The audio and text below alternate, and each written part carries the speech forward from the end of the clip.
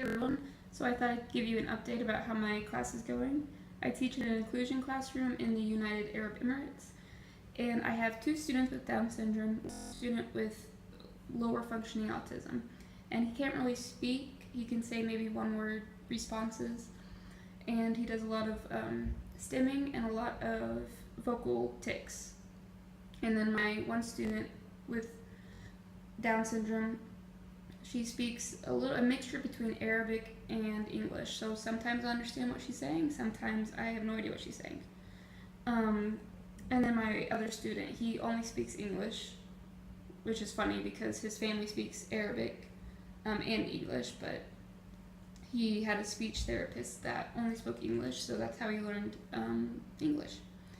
And I wanted to let you know how the class is going because in the UAE, people with special needs aren't accepted like they would be accepted in the US.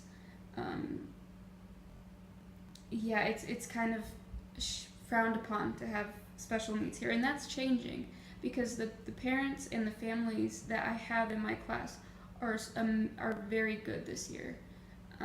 Especially the parents with the children with special needs. They fight for their children, which is what needs to happen, and they have high expectations for their children. It's not like they're in denial about their child has special needs, but they're willing to push and they want to see growth, no matter if it's, not on the typical level. And the rest of my kids in my class have been doing fantastic. I was very upfront with them at the start of the year, and I told them there's going to be a student with autism in the class. He's going to make noises. It's just how he calms down. Everybody has different ways to calm down. Sometimes I rub my fingers together to calm down. Other people, rub their forehead. It's kind of like that. And they were all very good about it. And actually, there was this one incident that I wanted to share. I had a student he was sitting by the student with autism, and this student, he's fantastic. He always loves to play with the kids with special needs, and I think it's largely due to he has an older brother who has autism, and so he's not afraid of the kids at all, whereas some of the other kids were a little wary at first. He was like, nah, no big deal.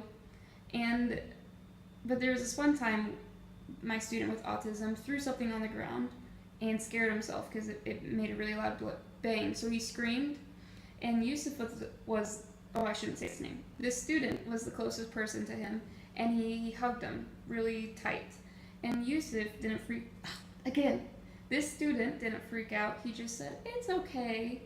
And I thought that was such a touching moment that this is possible. You can, this is learned from kids. If you teach kids at an early age that there's nothing wrong with these people, they're just different.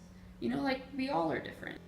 That it can go a long way. Teaching kindness can go a long way. And so that's what I try to do in my classroom. And the kids have really, really picked up on it, and they're accepting of these students, and that's one of my biggest goals when it comes to teaching. So if you have any comments, questions, concerns, leave them in the comment section below, and have a good weekend or break or whatever day it is. Bye.